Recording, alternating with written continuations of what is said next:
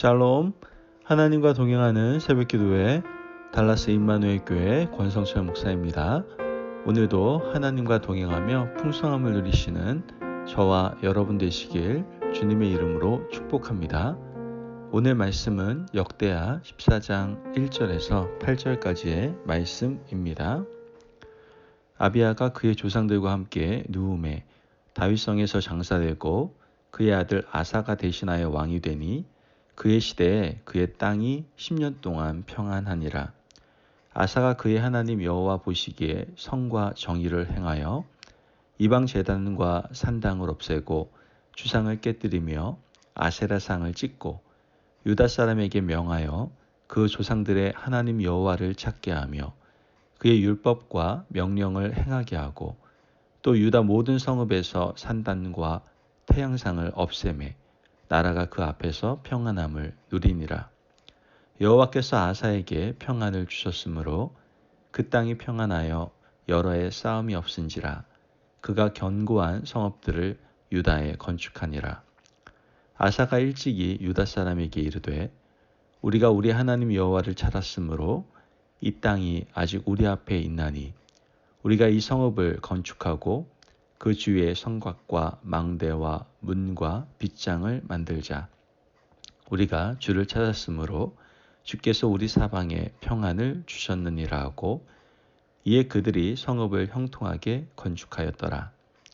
아사의 군대는 유다 중에서 큰 방패와 창을 잡는 자가 30만 명이요 베냐민 중에서 작은 방패를 잡으며 활을 당기는 자가 28만 명이라. 그들은 다 큰 용사였더라. 아멘.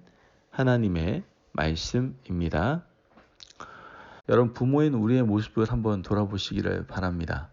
우리의 모습을 보면 자녀의 문제에 있어서 아주 자주 그리고 많이 개입하는 것을 보게 되지 않습니까? 어떤 분들은 조금 심하다 싶을 정도로 사사건건 개입하고 하나부터 열까지 자녀들의 일거수일투족을 다 알고자 하죠. 그런데 부모가 왜 이렇게 자녀에 대해서 많이 개입하고 알려고 할까라는 것을 한번 들여다보면 자녀의 문제가 자신과는 전혀 상관없는 문제가 아니라 바로 자신의 문제로 동일시하기 때문임을 우리는 알 수가 있게 된다는 것이죠. 자녀의 문제가 곧 자신의 문제이고 자녀의 잘됨이 자신의 행복이고 또 자녀의 아픔이 자신의 아픔이라고 여기기 때문입니다. 그런데 부모도 늙게 되지 않습니까? 노년이 되고 또 이 노년이 됨에 따라서 어려운 문제를 안고 살아갈 때 몸이 아프거나 여러 가지 문제가 발생할 때 자녀들이 부모의 이러한 문제에 대해서 관심을 가져주지 않고 또 문제로 여겨주지 않을 때에는 또 부모로서 섭섭한 마음을 가질 수밖에 없게 되는 것이죠.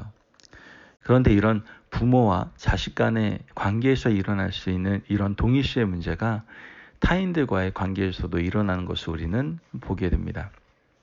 누군가와 특별한 계기를 통해서 관계가 형성되면 그의 기쁨이 바로 자신의 기쁨이 되고 또한 그 사람의 아픔이 자신의 아픔이 되는 것을 우리는 경험하게 되죠.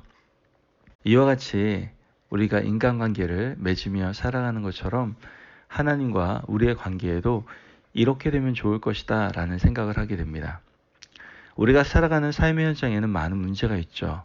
그 문제들마다 하나님께서 개입하시고 친히 살펴주시면 우리는 걱정할 이유가 없을 거예요. 하나님이 우리의 문제를 자기 자신의 문제로 여기시면 너무나 좋을 텐데 라는 마음을 우리는 분명 가지게 될 겁니다. 오늘 우리가 읽은 본문에 나오는 아사 왕이 바로 그 은혜와 축복을 누린 사람이었다라는 것을 보게 됩니다. 아사 왕은 남유다의 왕이었죠. 그가 통치하던 시기에 큰 어려움이 닥치게 됩니다. 구스 사람 세라가 100만 대군을 이끌고 유다를 쳐들어 왔기 때문이죠.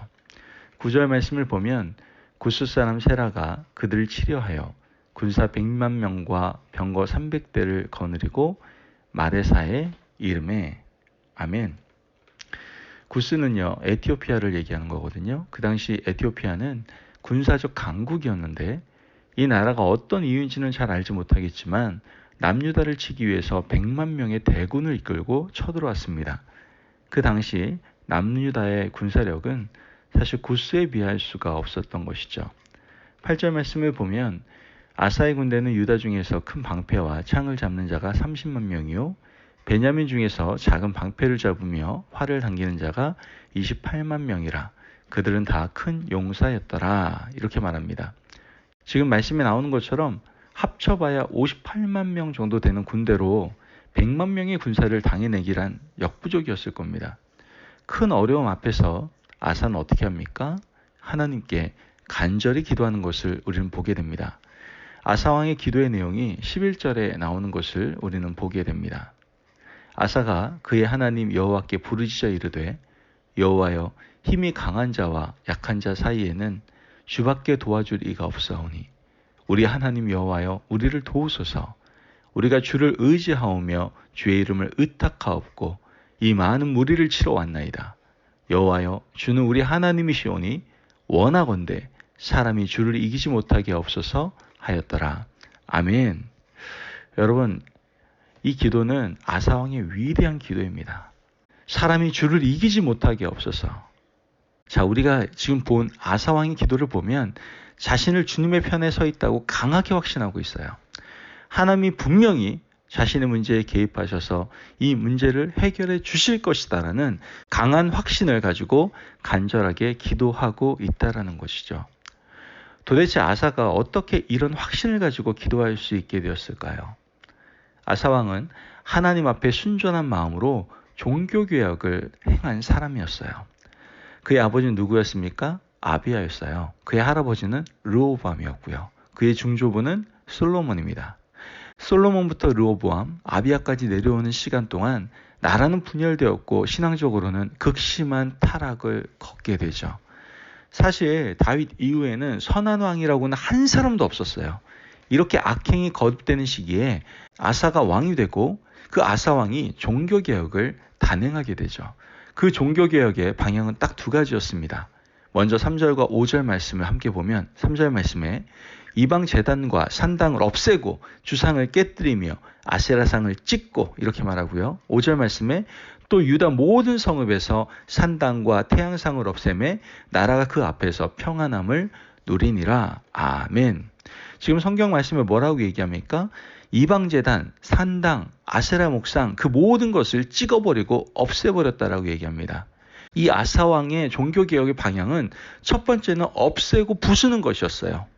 지난 세월 동안 내려오는 우상 숭배로 인해서 남유다는 우상들로 가득했어요. 아사 왕은 왕이 되고 나서 가장 먼저 우상 문제를 정리해야 되겠다고 결단을 하게 됩니다. 사실 이것은 누구의 문제였습니까? 하나님의 문제였어요. 하나님이 선택하신 하나님의 선민의 나라가 이렇게 우상으로 가득한 것은 하나님의 최고의 고민거리였습니다. 하나님이 지혜를 준 솔로몬도 하나님께 등을 돌리고 배신하고 그의 아들 르호보암 또한 르호보암의 아들 아비야까지 하나님을 배반하는 이 상황이 하나님에게 있어서 너무나 큰 고민이었습니다. 아사 왕은 하나님의 문제를 누구의 문제로? 자신의 문제로 여기고 철저하게 종교개혁을 단행해서 우상을 하나도 남유다에 발붙이지 못하도록 만드는 것을 보게 됩니다. 그뿐만이 아니에요. 아사 왕의 종교개혁의 방향은 또 다른 방향으로 나타나게 되는데요. 4절 말씀을 보면 유다 사람에게 명하여 그 조상들의 하나님 여호와를 찾게 하며 그의 율법과 명령을 행하게 하고 아멘. 무엇을 한 거예요? 바로 율법을 세우는 일을 했다는 거예요. 부수는 것으로 그치지 않고 세우는 개혁으로 나아가는 것을 보게 됩니다. 파괴하는 것으로 끝내지 않고 파괴한 그 자리에 하나님의 율법을 가져다 놓았다는 것이죠. 유다 백성들이 하나님의 율법을 읽고 묵상하고 율법 위에 자신을 세워갈 수 있도록 아사 왕은 개혁을 철저하게 이루어가는 것을 보게 됩니다. 아사 왕은요, 이런 하나님의 문제를 자신의 문제로 끌어안고 하나님의 마음을 시원하게 해드리는 훌륭한 왕이었다라는 거예요. 자, 그랬더니 하나님도 어떻게 하십니까? 아사 왕의 문제를 하나님 자신의 문제로 여기시고 전쟁에 개입하셔서 구스 사람 세라의 100만 대군을 멸절하시고 물리치시는 것을 보게 됩니다. 여러분, 우리가 이 아사왕의 모습을 보면서 오늘 우리가 하나님의 문제를 또한 나의 고민, 나의 문제로 끌어안는 지혜가 필요합니다. 오늘 이 시대를 바라보는 하나님의 문제, 하나님의 고민은 도대체 무엇이겠습니까? 하나님의 사람들이, 믿음의 사람들이 입으로는 주여, 주여 하는데 전심으로 하나님을 찾는 자가 없는 것이 문제 아닙니까? 또한 하나님의 말씀은 계속해서 우리에게 부어지는데 그 말씀에 대한 순종, 이 말씀에 대한 행함이 부족한 것이 바로 이 시대의 문제가 아닙니까? 더 나아가 악행이 가득하고 이 세상의 풍조가 바로 믿음의 사람들까지 넘어오는 것이 문제 아닙니까? 예배를 사랑하지 않고 하나님의 말씀대로 행하지 않는 것이 바로 오늘 이 시대의 문제가 아닙니까? 여러분, 하나님께서는요, 이러한 문제, 이러한 고민을 가지고 계십니다. 그렇다면 우리는 어떻게 해야 됩니까? 많은 시대의 문제들, 믿음의 사람들의 문제들을 하나님의 문제로 그냥 내버려 두지 마시고 방관하지 마시고 우리가 해결해 나아갈 수 있어야 됩니다. 우리가 하나님의 문제를 끌어안으면 하나님은 우리의 문제를 해결해 주세요. 하나님이 우리의 인생에 개입하기를 원하신다면 하나님의 문제에 이제 우리의 온 몸과 우리의 마음을 던질 수 있는 저와 여러분이 되시길 주님의 이름으로 축복합니다. 아멘. 기도하겠습니다.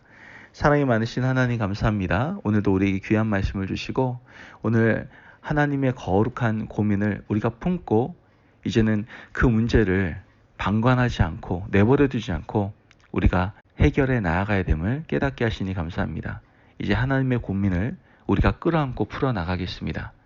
이 시대의 고민과 고통을 우리가 끌어안고 해결해 나가는 믿음의 사람들이 되겠습니다. 우리가 하나님의 이 거룩한 고민을 끌어안을 때 우리 인생의 모든 문제를 해결해 주시고 우리를 평안함으로 이끄시며 축복하시는 하나님의 놀라운 은혜를 경험하게 될 줄을 믿습니다. 하나님, 우리의 삶 가운데 개입하시고 늘 함께하여 주옵소서. 감사하며 예수님의 이름으로 기도합니다. 아멘. 오늘도 하나님과 동행하며 풍성함을 누리시는 저와 여러분 되시길 주님의 이름으로 축복합니다. 아멘. 여러분, 우리 하나님의 고민, 하나님의 문제를 끌어안읍시다. 그때 하나님께서는 우리 인생의 문제에 친히 개입하셔서 직접 풀어가시고 해결하시는 놀라운 능력을 우리에게 베풀어 주실 줄을 믿습니다. 말씀 안에서 승리하십시오.